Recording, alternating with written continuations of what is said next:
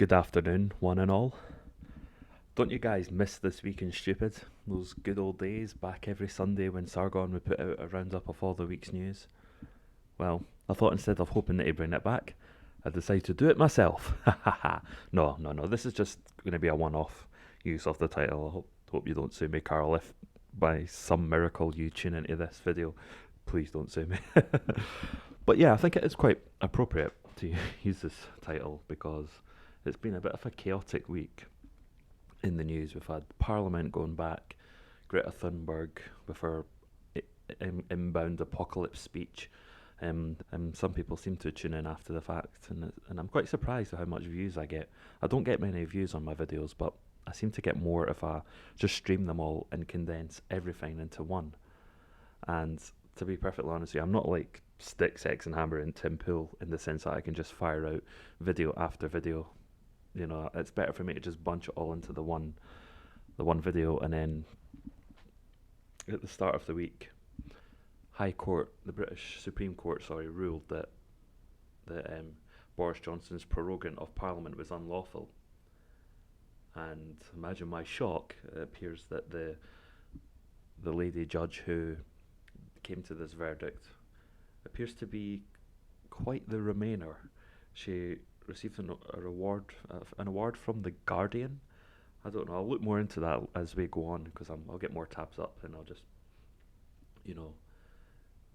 go along and look at other things as we go along in this stream here. But yeah, it doesn't surprise me one bit. And of course, Parliament has gone back in session, and no one's pulling back anymore. It's turned into, it's almost as if remember the IBS Internet of Blood Sports. It's now transferring into Parliament, and something. It's actually quite refreshing. It's better than all the usual just gibberish and just bog standard nonsense. Having said that, it's still infuriating that there's people that are trying to thwart Brexit, and the way that they're going about it, all the stops that they are pulling in order to stop Brexit. It's absolutely despicable, the lengths they will go to. And here's the thing.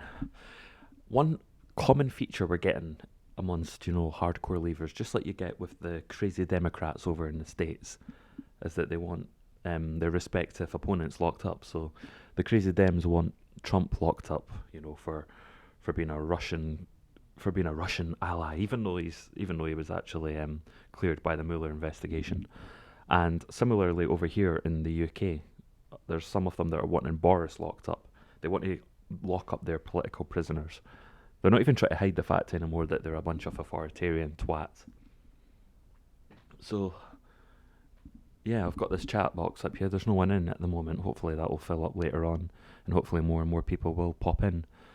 But I think I'll start off with talking mostly about the return of Parliament. So I'm just going to get a video up, one that I actually uploaded to my channel a few days ago. It's not my video. Sometimes, occasionally, I'll just pop something on my channel that's not even any work gone into. So this was from the Attorney General, Geoffrey Cox, and he absolutely just encapsulates how Brexit voters are feeling over this. And look, in some ways he doesn't go far enough. There's a few other things I'd like to add to it, but what I'll do is I'll play it and you'll get the idea. Finally, someone who's actually going all in and sticking, pointing all these guns at his opponents, metaphorically speaking. Of course. Don't like to hear it, Mr. Speaker. They don't like the truth. Twice they have been asked to let the electorate decide upon whether they should continue to sit in their seats, while they block 17.4 million people's votes. This Parliament is a disgrace. Absolutely. And see, a lot of these people who are blocking, Boris Johnson's request for an election are people who have seats, these people are, their constituents voted to leave. There's lots of them. Jess Phillips, one of my favourite MPs in the country, she happens to be one of the many. Anne Soubry, another one of my favourite Ramoners. These are the ones who are representing Leave constituencies, but they're scared to have another election because they know they'll get unseated. But this is the thing about representative democracy. These people in Parliament, most of them just represent themselves. They represent themselves and then maybe the party as well.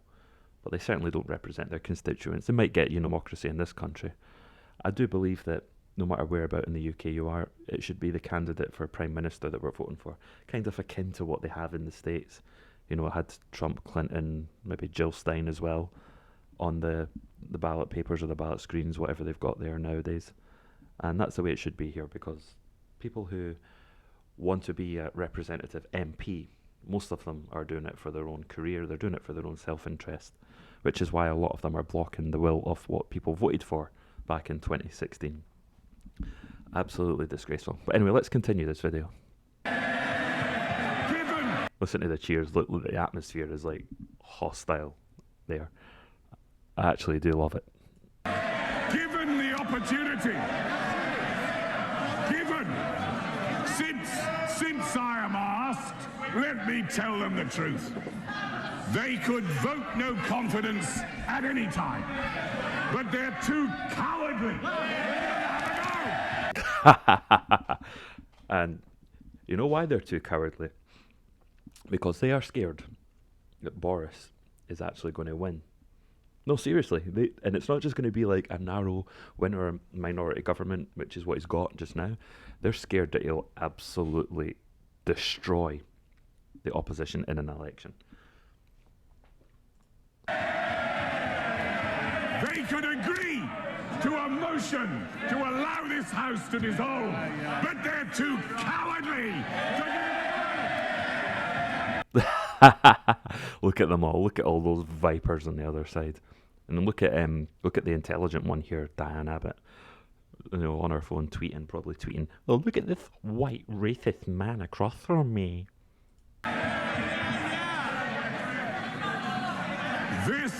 Actually is racist. Look, he's in gammon face.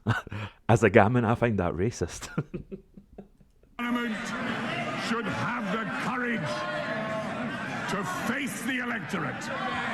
Exactly. They don't want to face the electorate because a lot of them fear for their careers. But it won't. It won't. Because so many of them are really all about preventing us leaving the European Union at all. But the time is coming. The time is coming, Mr. Speaker, when even these turkeys won't be able to prevent Christmas. And see, that's the thing. There's a couple of points I want to put towards the whole election thing. Now, you can tell that Jeremy Corbyn is sort of conflicted on, getting an election. Part of him wants it because he wants rid of Boris Johnson, but of course the reason he's not wanting it is because he knows that the public at large are going to favour Johnson, because unlike Theresa May, he actually wants to go ahead and get Brexit done. Deal or no deal, hell or high water. And that's why Jeremy Corbyn's afraid of having an election. That's why so many other Labour MPs are afraid of an election. So twice they voted against having a snap election, and they kept on coming up. They're trying to act all defiant, saying things like, we are not going to do it on Boris's terms, which is absolutely pathetic when you consider back in June they wanted a general election at the time because they didn't want Boris in charge. And they just know that they're going to get beat. And what they want to do is they want to pass a vote of no confidence as well. They want Boris to get unseated. Here's what I think the Labour Party's plan is. They're hoping that Boris resigns in disgrace, that some neocon, one Tory One Nation Tory, leader comes in, another May, another Cameron, making the Conservatives just a bit more milquetoast to the point that the hardcore leavers in the Labour heartlands would vote for Labour in an election. So they do want an election, but they don't want it against Boris Johnson, which is why they voted it down, because they know that a lot of people, especially a lot of Leave voters, will back him to the hilt. So that's why they want him to resign in disgrace, and he shouldn't. If Boris does call an election, and if he gets defeated fair and square in the election, we've got to get on with it. That's the thing. And all the people saying that he's a dictator and he's anti-democratic, he's given 2 opportunities for them to vote him out. Look, if the British people at large don't like Boris Johnson, they can prevent him from becoming Prime Minister again. See, this is what annoys me when people who defend the EU's so-called democratic system, they'll point out and say, aha, but Johnson wasn't elected. Yeah, but he became the leader of the incumbent party, the same way that Gordon Brown did in 2007, and the same way that Nicola Sturgeon did in 2014 for the SNP after Alex Salmond stepped down. Tony bloody Blair stepped down in 2007.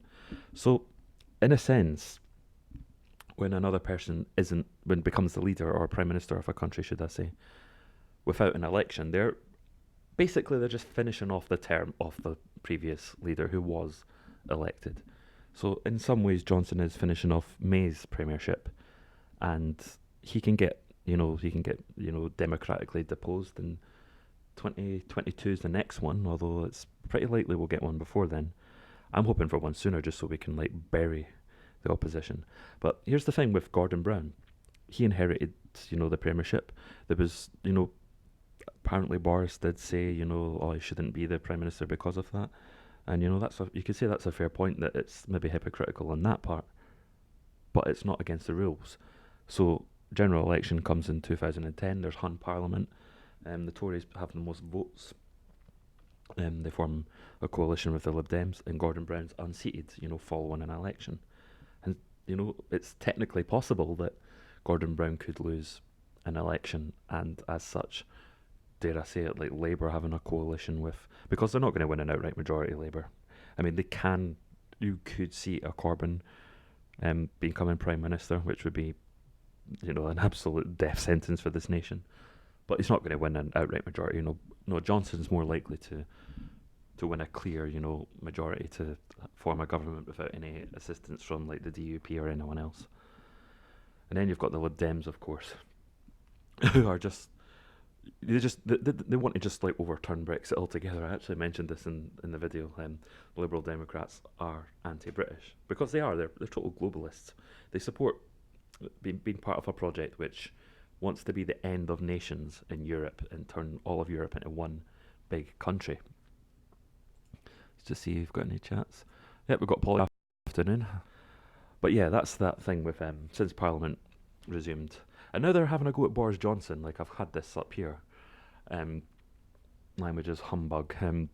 Because apparently they're unhappy, at the callous behaviour and, the insulting language of Boris Johnson. Which is quite ironic because the Leavers, the Labour Party, the Lib Dems, the SNP have been attacking Brexit voters ad hominem for nearly 3 years, calling us xenophobes and calling us Russian bots, and it's the same over in the States. You'll see the Democrats doing the same. Oh, you're a Trump, you back Trump, you're a bot. They think that we're actually Russian. Well, ask them Twitter account actually put that I was from Novosibirsk, some place in Siberia, and actually someone who I was arguing with actually believed that I was Russian because of that. But anyway, I don't want to go off topic. We're going to watch another video. If anyone's still in the chat, you can let me know how the sound is going. I think it should be working now. I did test my OBS before I started this stream as opposed to just diving right in. So I'm taking more care to prepare beforehand. So let's see what Jo Swinson's saying. She's by the way, she's just people think that she's a Tory. She voted to the Tories, I think, more for her own interest rather than out of any beliefs. But she wants to cancel Brexit altogether without another referendum. So they would become the most hated party if they actually became the ruling party of the country. Anyway, let's see what she's saying here about Boris man.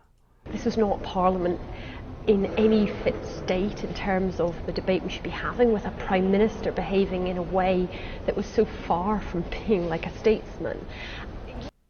Statesperson, don't you know? It's 2019. But no, seriously, it's like he's under a lot of pressure, Johnson, so of course he's going to be like shouting back. Listen to what like every other party, you know, everyone that's against them has been like savaging him for ages, whether it be like in the media or ever, or whether it would be in the press, you know, the media, and of course people using, you know, racist, sexist, homophobic, all the, you know, the autopilot buzzwords, you know, just to have a dig at people who don't conform to the progressive agenda. And as soon as people on quote unquote our side start fighting back, then all of a sudden it's bad. And I do believe that they try to weaponise Jo Cox, which, you know, her death was absolutely horrible, and the man that killed her is a monster and a terrorist. I agree, an absolute terrorist, and he deserves to rot away for that. And I honestly do, you know, gave out my condolences then, and I still do think it's a shame that Brendan Cox and his children are without their wife and mother respectively there.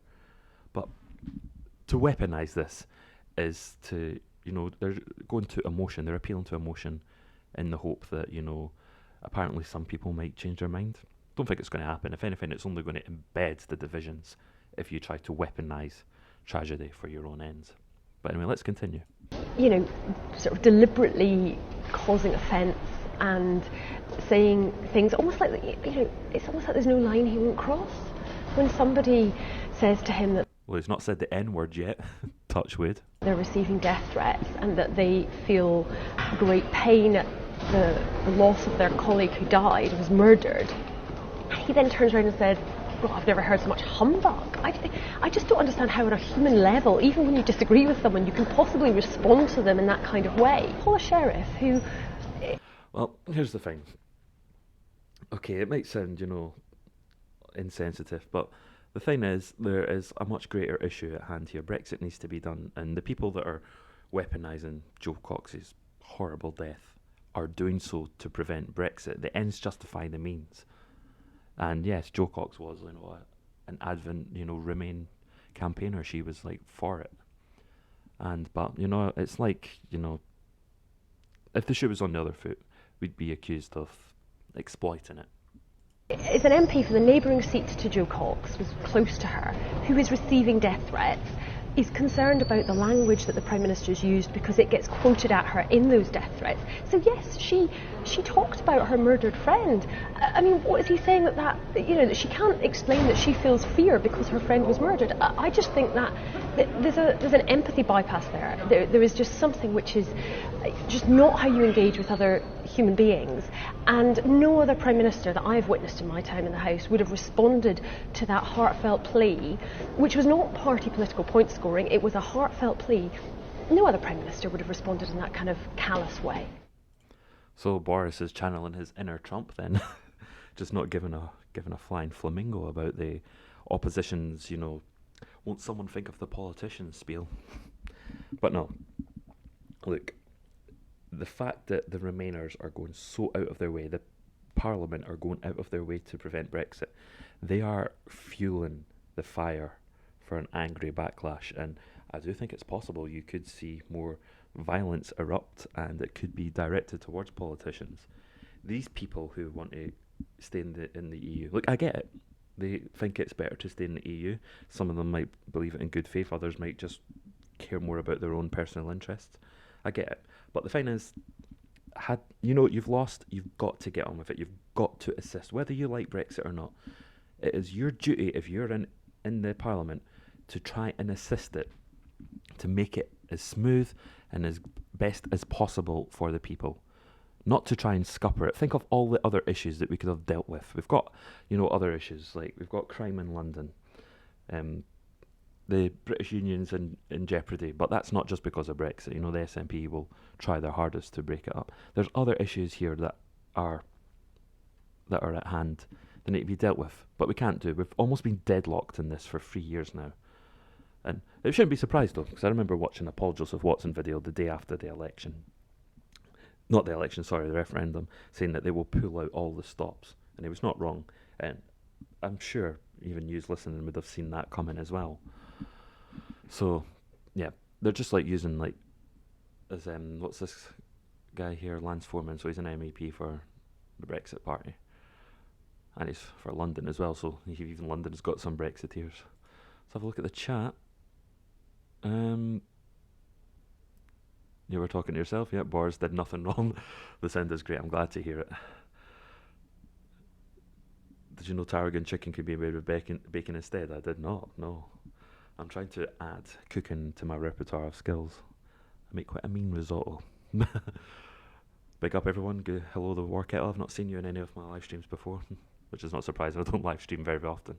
But anyway, that's just it. Then Parliament's come back. I want to have a little look at something. I want to have a look at seeing like what Boris was saying. See if we can get a video of Boris Johnson.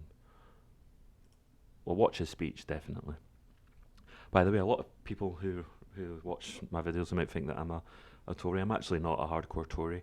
I don't care. We're doing very well just now. I mean, even when the Tories were at their worst under May, and even with them so divided now, they're still like red pilling a lot of people. But I want like all the parties that have the potential to be the governing party. I want a strong and conscious and sane Labour Party.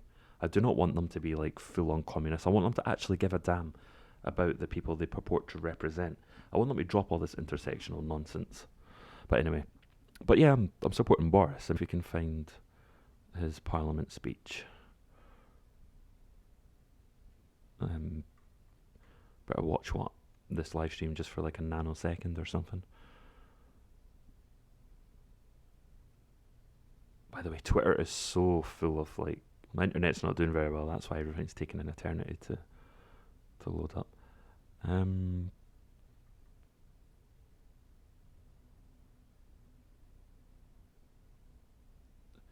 Boris Johnson heckled in a street during speech in Rotherham. It should be the Labour Party that are like heckled in Rotherham.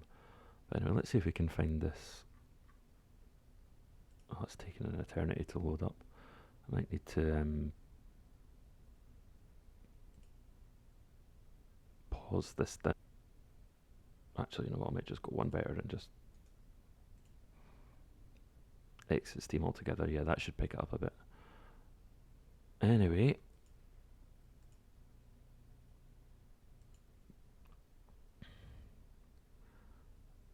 It looks like everything's like this one here, I thought that would have been it, but it looks like it's a parody here. We need to try and find it unfiltered.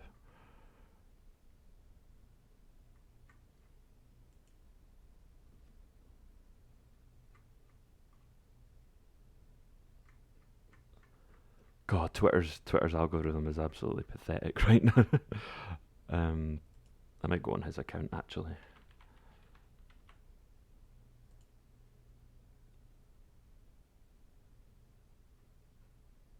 Actually, no. I'll have a look again later, but in the meantime, let's see what the Labour Party with their virtue signalling are saying right now. Point of order, Mr. Speaker. Can I thank you for what you've just said and the sincerity with which you've said it about the threats made to members of Parliament, the abuse and the racism and the violence that's happening in our communities, and the unfortunate messages that come from the language used, which is then... You know, just for the record, there's absolutely no justification for threats against MPs, no matter how much you despise them or how reprehensible their plots to stop Brexit are. But these politicians have got to realise that they're making people angry by trying to thwart Brexit altogether. Let's see, any more here? Twitter looks like Facebook, it sure does. Then repeated on the streets when people then threaten public representatives with violence and others with violence. Can I ask you to use your excellent and very good offices to call together the leaders of all parties in this House to issue a joint declaration opposing any form of abusive language or threats, and to put this message out to our entire community that we have to treat each other with respect.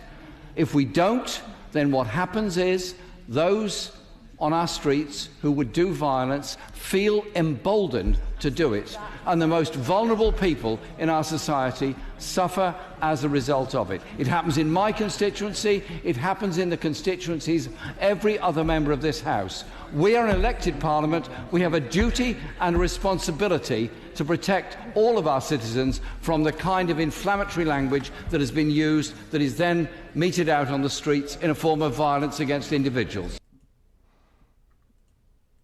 People before privilege. That's quite ironic, considering that they consider like all white people to be privileged.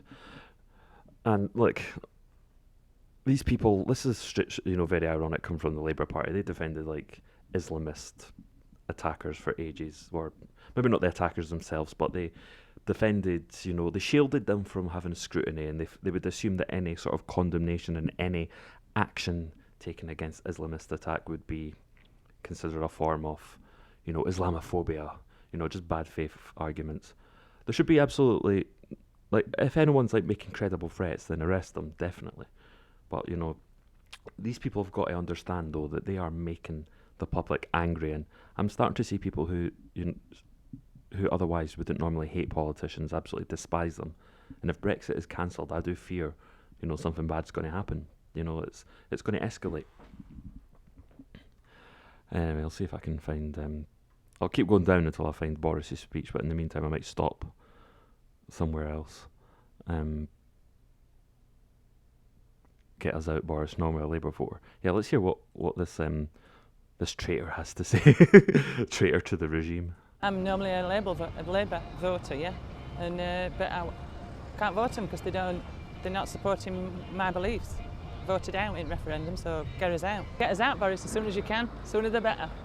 There's plenty behind you. And even though this is a Labour heartland, no, get us out. We want rid of EU. We'll have his own country back and his own money. Yeah, see, the thing is, I actually do think that if this election comes within the next month, I actually think a lot of, never Tory voters, people who maybe hate Labour but still vote for them because they don't want the Tories, I think they would actually change their mind. Just because Boris is at the wheel. So they would want Boris to get it done. So, absolutely. Yeah, I could just see that, and, that lady there just sums it all up. Fucking Nigel calling for Boris to step down as well. He's got to just swallow his own pride. Look, it's got to be done, even if you're not going to be the superhero, to get us, fully out of the EU. I sometimes wonder if Nigel Farage is actually jealous that Boris might steal his legacy as the man who secured Brexit, because he's gone against even large swathes of his own party, never mind Parliament, to do it. So yeah, I still can't find that speech from when it was resumed a few days ago. Well, anyway, here's another one. I wonder if this is that guy that was absolutely going mental over them.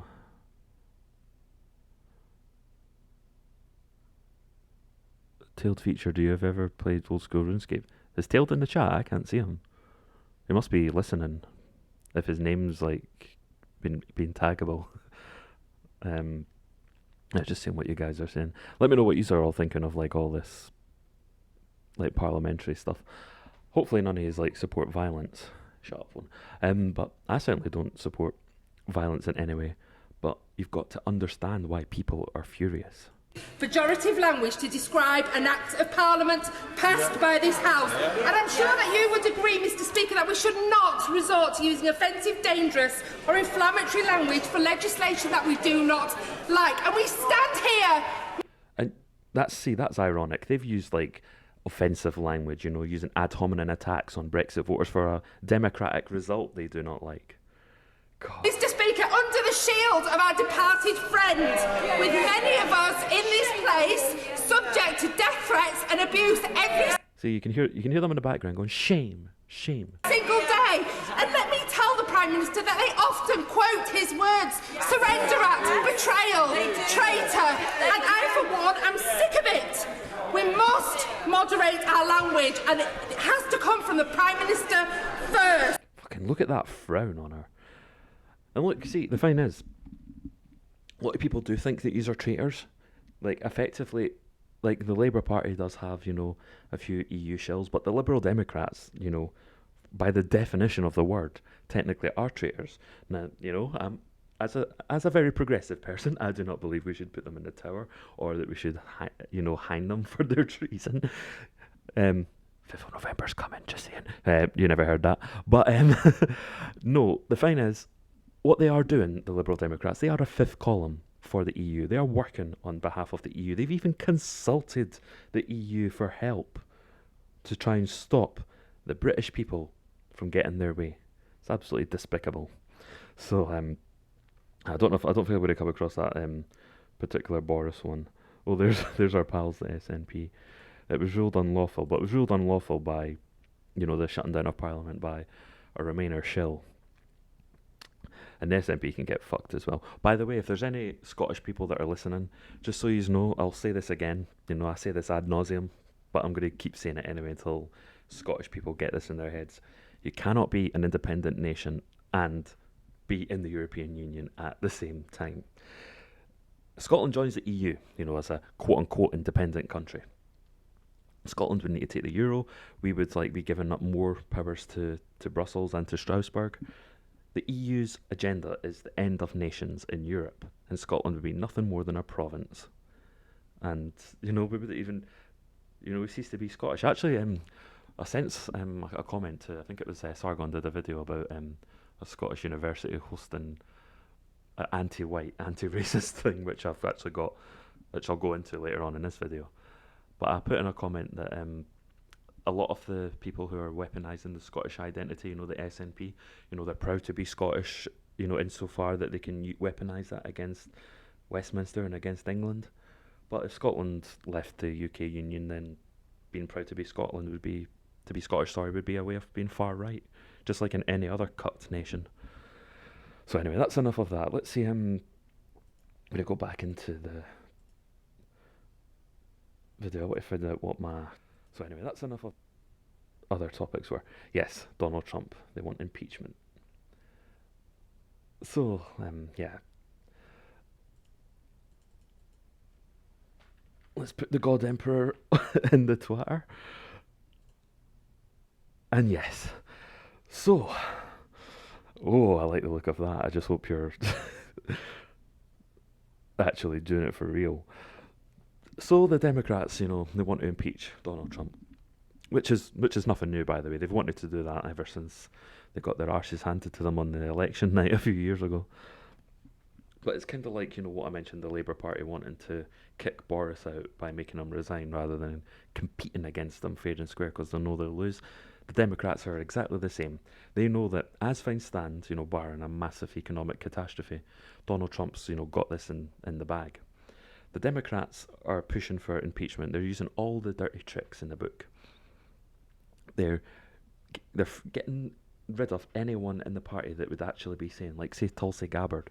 She's actually quite good. I don't agree with her with anything, but she would be someone that I would think, okay, she's going to, she wants to work with the Republicans. She wants to aim for the common good. She actually gives a damn about being American. She accepts that borders are needed. But of course, the Democrats are never going to allow someone like that to be in charge. And also get the, before I go back to Trump, if Hillary won, the presidency, she'd be like, I'm the first woman, I'm a history maker. Something tells me Tulsi Gabbard, if she became the first female president, she'd be like, yeah, I'm the first female prime minister, but we've got president. I keep saying prime minister. I'm the first female prime minister, president, but we've got a job to do. So that's what matters. God, can't stop saying prime minister all the time. Let's see, that black-haired woman looks like Mama. Oh my God, I accidentally just called you Tilda. Oh, Jesus Christ, I thought Tilda's in the chat. So let's see, you probably just heard my Scottish accent. Did I ever play old school RuneScape? Not really, no, I'm not really a big MMO player, although I am occasionally playing WoW Classic with some friends. Need to do that. I might do that later on, actually. But anyway, let's resume. Let's get back to the God Emperor. So, there was a lot of talk about, this is it, Russiagate stopped him. He was cleared by the Mueller report, and as a result, the Democrats were placed on suicide watch until such time that they, got another one here, where someone allegedly leaked, that sensitive information about Joe Biden's son was, discussed with the Ukrainian Prime Minister. I think I'm saying it correctly. That time it's Prime Minister, not President. Do correct me if I'm wrong, though, guys. And yeah, with this, they're thinking, oh God, here he is, he's committing treason. So much so that Crooked Hillary now believes, that impeachment needs to be done. I mean, it's the only way they can stop Trump is if they could somehow impeach him. But if you listen to the likes of Sticks Hexenhammer and Tim Pool, who are probably my go-to guys for the news more than anyone else at this stage, they some of them think that it's going to be, it was actually Trump himself that was the whistleblower. And that he's actually setting this up, and he set a trap for the Dems, which kind of makes sense because he's always outmaneuvered the Democrats ever since he came in to office, and as it stands, he's going to absolutely slaughter whoever the Democrats put out there. The only one that I would actually want to give a chance to perhaps defeat them is Tulsi Gabbard, but she's of course been shafted. Google didn't give her much time to talk about, what was going on. They never gave her much exposure either, and instead it was just all, Kamala Harris, Elizabeth Warren, the Native American. So that's just it. Anyway, let's see what Trump's saying. I am draining the swamp. Joe Biden promised Ukraine $1 billion if they fired the prosecutor investigating his son's company. If the prosecutor's not fired, you're not getting the money. Oh, son of a bitch. Got fired. But when President Trump asks Ukraine to investigate corruption, the Democrats want to impeach him, and their media lapdogs fall in line. They lost the election. Now they want to steal this one. Don't let them. I'm Donald Trump, and I approve this message. Oh, man. Oh, he's got the Keep America Great as the campaign slogan. It's true, though, isn't it? The Democrats are just pulling out all the dirty tricks. Joe Biden... Right, that's enough. Sometimes I wonder when he puts all these tweets out, he's actually doing it to... He's actually wanting the opposition to look unhinged. Because it's true. More and more people see the Democrats and they just absolutely don't want anything to do with them. More and more people who didn't vote for Trump in 2016 probably will vote for him in 2020. A lot of registered Democrats. If you watch Tim Pool's videos, I think it's probably on the Tim Cash channel, he mentions how a lot of registered lifelong Democrats vote for Trump because the Democrats today are just so elitist. And you can tell they're just in their own bubbles in their coastal cities, mostly California, but you also get it to an extent in DC and New York, well, especially DC. They just don't give a damn about the the blue collar white working class. I'm not getting my words out today. I'm saying the wrong words. I'm saying words in the wrong order. Let's see. I'm in the middle of somewhere. Just thought about to say hi and bye. Well, I'll say welcome and fuck off, Chowder. I'm only kidding, man. Nah, no, Chowder, you'll definitely watch this when you get the time to do so. I hope you enjoy the stream. Hope you're enjoying it so far, especially the guys that are actually listening. I think that might just be one of you for now, but hopefully more people will watch later. But anyway, back to it. So I believe that Nancy Pelosi was all over getting impeachment underway, and they want to get it started. Imagine me such a stable genius to create two contradictory songs with both of them tweet 1 minute apart. It's 4D chess, by the way. He's saying two contradictory things just so that you people will be all over it and just to look even more unhinged. He's doing that. But the thing is, Keep America Great came after Make America Great Again. So think of it as a correction. See, that's kind of what I like about when Trump uses Twitter. He doesn't just he doesn't try to be perfect and robotic. He actually he's actually human to an extent. Maybe a bit too much for the New World Order to fully accept. So you'll see this. They'll be pulling out all sorts of stunts. You can also count on Google, YouTube, de-ranking channels that speak either favourably or about Trump or impartially about the election. Expect lots of corporate media to get propelled to the top of the trending list on YouTube. You know that CNN video that's got maybe 40k views in 3 days. That'll be 3 or 4 in trending. If it's not happened already, it probably has, but expect it to escalate even more as 2020 approaches and as the elections commence. So yeah, they just have to, pull out all the stops. One thing I will say, I mean, at first I expected Trump to be assassinated as president, but then I'm thinking, you know what, maybe they're holding off from, pursuing that one, and it's probably because, where the US is on a knife edge and, tensions are high. And there is, a threat of escalation. There's like violence, but it's, involving Antifa. But Antifa are shit. They only like fight in packs. The thing is, though, if Trump is assassinated, or even an outside chance if he's impeached as well, there will be a civil war. And we all know what side has the guns, and we all know what side the army are like supporting, are going to take with, unless they like mutiny against orders. So, yeah, they just better watch out there. I think he made a good move putting like someone as extreme as Mike Pence in charge. I mean, if I was going to be president of the US and I was like fighting against the global establishment, I'd do the same. Remove Trump, get Pence. Careful what you wish for. So don't think of it as anything new that they want to impeach him. The word impeach has been thrown about ever since the start of his presidency. So it's only going to get even more tense now. And they're just going to use the whole orange man bad spiel, to try and justify getting rid of him. Kind of like what the things you saw with people talking about Boris Johnson's inflammatory speech. What it is Boris man bad. That's what it boils down to. Blonde men bad. Let's see. No more comments for the time being. That's all right. So yeah, I think the Dems are absolutely stupid, and they're just digging their own grave. They're only going to make red pill more people in the States. And I think the more that they do this, unless they do succeed in getting Trump impeached, but if they don't, then they're pretty much just putting another nail in the coffin of their chances of winning the next election, no matter who their candidate is. So there you have it. That's enough on the God Emperor for the time being. Now let's talk about the lady of the moment, a very happy young girl looking forward to a bright and wonderful future. I kind of like how Trump was put that in the thing so passive aggressively. Anyway, so my thoughts on Greta Thunberg. I may or may not do a full video, dedicated to this. I actually do feel quite bad for her. Now she's clearly been brainwashed by her family, from a young age to believe that there's a catastrophe. She's kind of, picking up from where Al Gore left off in the past. This climate Armageddon is incoming, and, we have to, we've got a 12-year window to stop it, otherwise that's the point of no return. So, have a wee drink.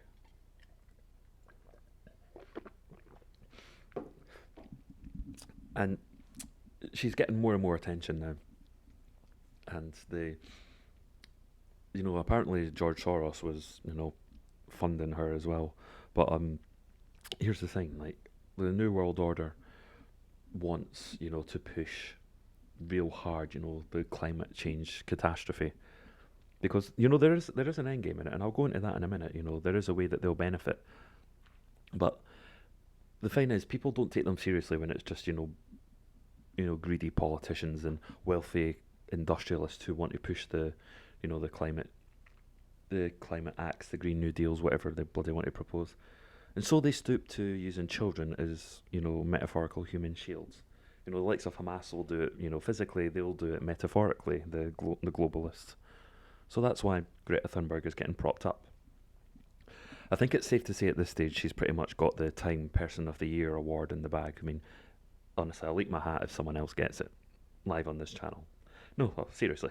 But no, she will win it, and she'll be seen as some sort of savior, a sort of icon for people to rally around who believe in, taking drastic action to stop climate change. But here's the thing, I don't deny climate change. People will think a lot of people who are skeptical of Greta Thunberg and the people propping her up deny it. That's not necessarily the truth. Climate change is real, with or without human influence. trying to act to stop climate change is like trying to stop the rising of the sun every morning. It cannot be done. This Earth has gone through multiple climate changes throughout its 4.6 billion year history. For example, the UK, the bit of land that my house, which I'm living in, sits on, about 65 odd million years ago. Well, I'm not sure how long ago. That's probably about when the dinosaurs were wiped out. But this, where I live right now, was tropical land. Essentially, it was kind of like a tropical jungle. Because remember, the country, the land mass of the UK was, further south all those millions of years ago. And then you go all the way forward back to like 10,000 odd BC. There was an ice age, I believe, about that time, and especially the UK and the place where I stand. Now it's a wet and windy climate. Look, pollution's a problem, and it needs to be dealt with. But the solutions that will be brought forward are not going to be the good one. What will happen is, with the solution, in the name of fighting climate change, they'll put the taxes up. They'll put more taxes on the fuels, like the yellow vest guys in France are fighting against, much to media blackout, I may add. And what they'll do is they'll just use it as an excuse to try and squeeze more of your own disposable income, what little disposable income you and I and anyone else has left, just so they can tax the hell out of us. That's what it all boils down to. And they'll ban a few things here and there, other pragmatic things like plastic straws and anything that's plasticky, or they'll want us to stop using cars so much, and they'll push public transport more often, and they'll use buzzwords like sustainability and consciousness to try and say how much they give a damn. But the thing is, of course, if you do take public transport, I think they're going to cut the prices down as an incentive. I mean, see, if I was pragmatically speaking, wanted to discourage people from using cars, I would make it more cheaper, if anything, to use a bus or a tram or a train, rather than just charge through the roof. But then again, supply and demand, they'll just charge even more. Inflation continues to rise. Let's see if I've had any more. Still no. Never mind. So Greta Thunberg's, I heard her for the first time at the end of last year, but she did that 2-week voyage across the Atlantic in her boat. I mean, she's dedicated, to to her cause. But the thing is, she's been weaponized. It's kind of like if any of you like South Park, or if you ever frequently watch cartoons or anime on the internet, go back to the second season of South Park, all the way back. It's kind of like another, people say The Simpsons did it first, but the South Park are quite prophetic as well. I think it was a spoof of Starbucks. There was this guy who owned Harbucks, and they bought out a local coffee shop in the small town to they were out competing, rather. I think they bought them off at the end, but they were out competing. So what they did was they got to stop people from protesting it, they got the boys from South Park to speak on their behalf. And then it literally says in the promotion for when they were going on a TV show to defend this coffee chain, you wouldn't disagree or condemn children, would you? And it's kind of like what they're doing here. It's actually quite terrifying what some of them were believing in. And at that age, I was a serial worrier. I was extremely anxious when I was 16. I hate to imagine what it would be like if I was 16 today and, the same sort of anxious person that I used to be. And it's easy to manipulate people at that age into being fearful and into speaking up for, so-called climate reform, which is just about giving more state, giving more government power and corporate power as well. I'll watch a couple of our videos in a second, but and we'll watch it together. But for the time being, another thing about that people will notice is that why does Greta Thunberg not go to China or to India to speak? And I think it's pretty obvious when you think about it. She's been propped up to do this. I don't think she's just came out of the blue and said, "Hey, I want to speak to Congress," because anyone could do that. She's been seen as someone to act on behalf of the global elites here. So here's the thing.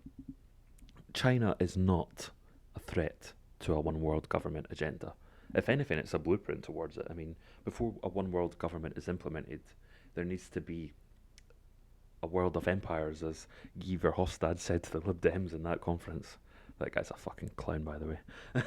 So they need these empires, and then eventually they could like sort of have one that triumphs over all, eventually having a one world government. The United States of America, even though they have the deep state, still is a barrier to that.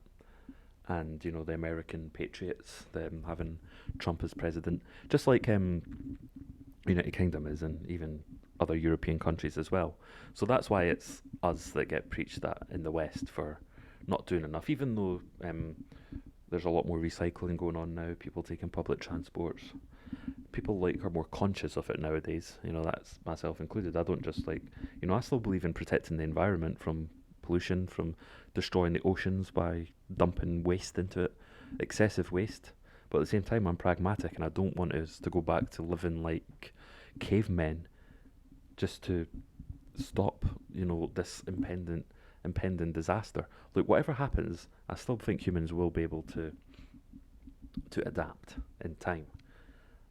And the climate is going to change, but of course, it's going to be, you know, used as a way for government to get more power by capitalising on fear. So it's essentially, you know, sacrifice more of your freedoms and more of your pragmatic things for security. You know, Benjamin Franklin once said, you know, a man who trades his liberty for security deserves neither and will get neither. And that's what's going to happen. We're not going to be secure because, look, they can say 12 years. AOC wanted to, you know, stop cow farts and all that. She wanted to get rid of planes, you know, just stop the world working, essentially. Just have us all living like bloody animals in the forest. You know, living like how the Native Americans used to live. Is that what yous are wanting? Seriously. Look, if you're alarmed with climate change, you know, I get it, especially if you're young. There's nothing wrong with wanting to protect the environment. What is wrong is the fact that this has been exploited, and that Greta Thunberg has been exploited by governments and by the New World Order to try and justify taking action by way of taxing the people and then eventually taking more civil liberties, you know, in the name of the greater good and in the name of saving the world. Because that's what it all boils down to. So I'm going to see if I can find a little bit of Greta Thunberg. Let's see if I've had any more. Nope, still not. Watching you. Oh no, here's the Gronyad.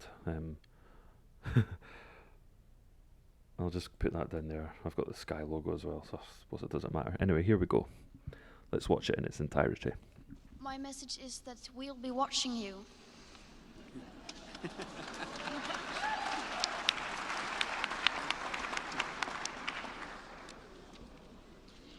This is all wrong. I shouldn't be up here. I should be back in school on the other side of the ocean. Just a thought. Who's to think that perhaps the schools aren't doing this as well? The education system seems to have changed a lot since when I was at school in the noughties, so it's quite worrying. Yet you all come to us young people for hope. How dare you? That's such a meme now. How dare you? I feel like saying that to Parliament every single day. Oops. How dare you?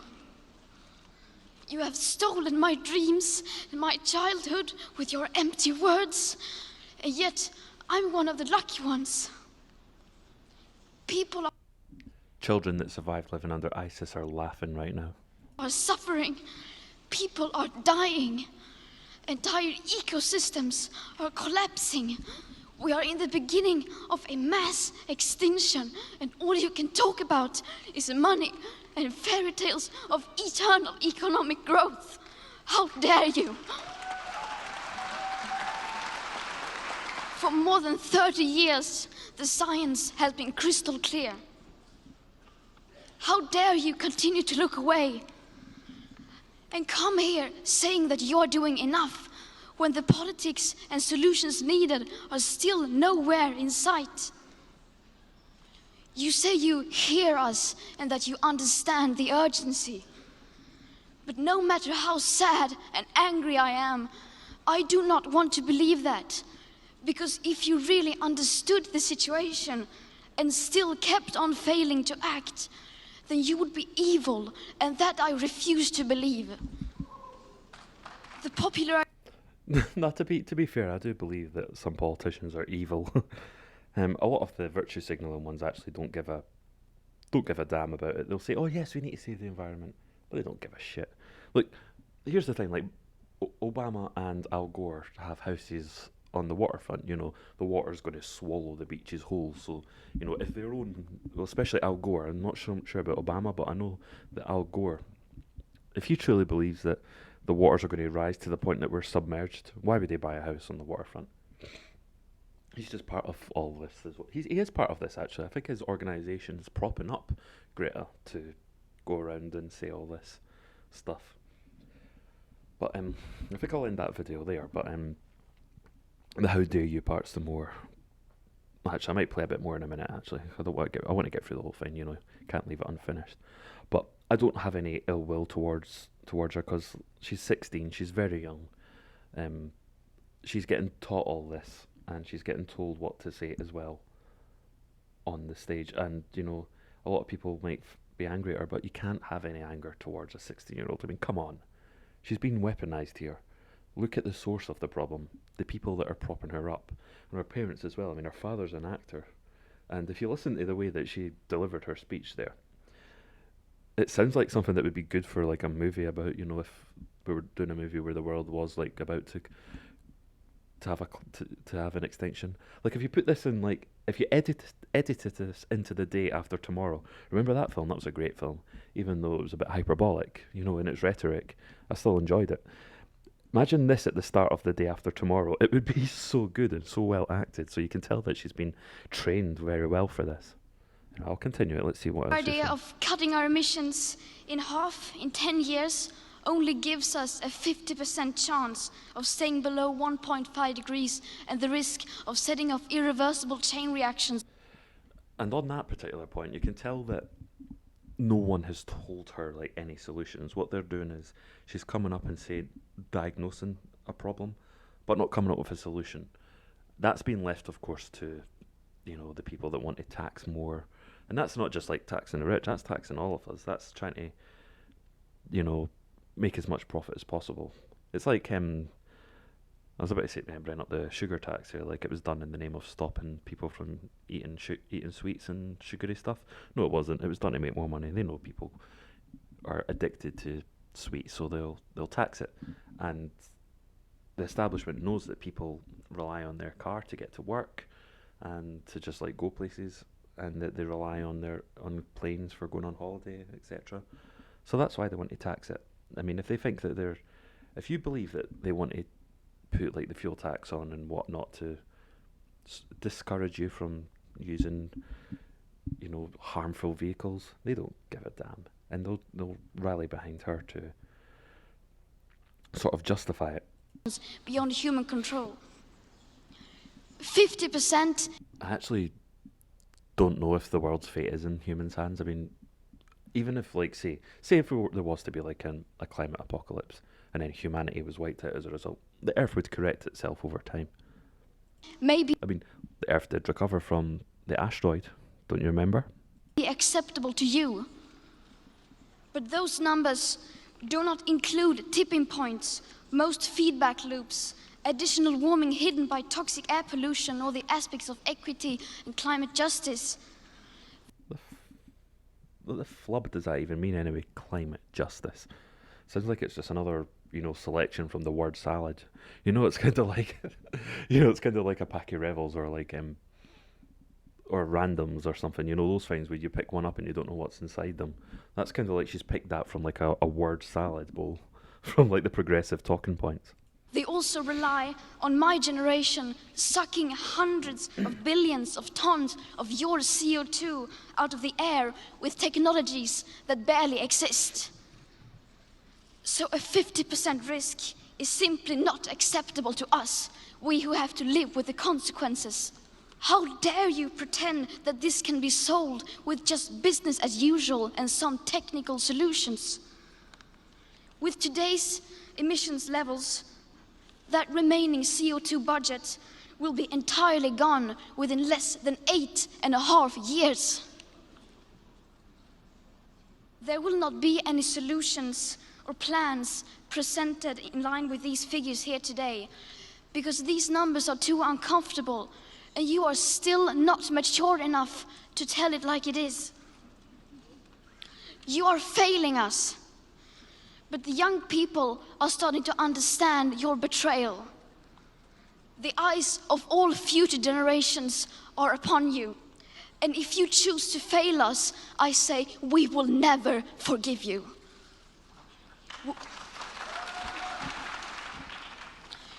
We will not let you get away with this. Right here, right now, is where we draw the line. The world is waking up, and change is coming whether you like it or not.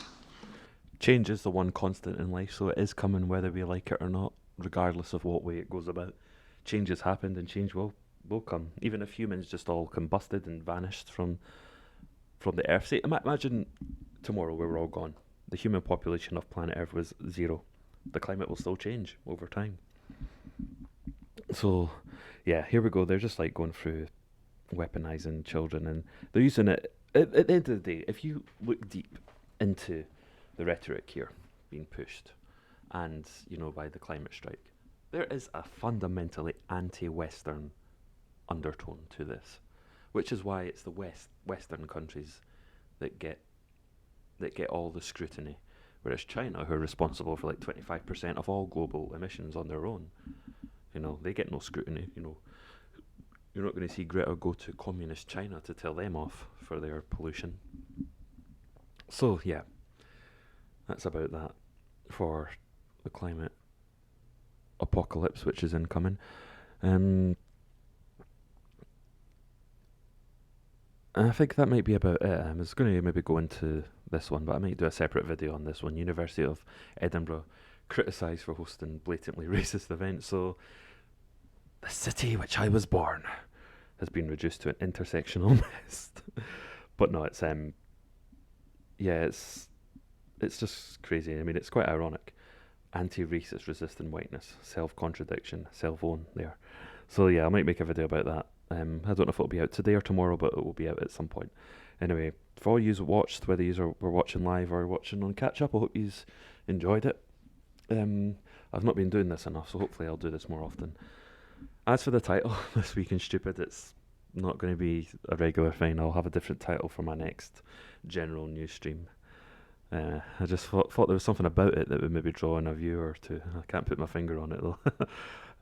But no, seriously, I'm not doing this to make a point to Sargon either, because I know he's been very busy, and hopefully we'll get some of his good, like, well-prepared videos that he's got with, you know, the people to help out with. Because they are few and far between nowadays, like those big ones that he gets collaborations on.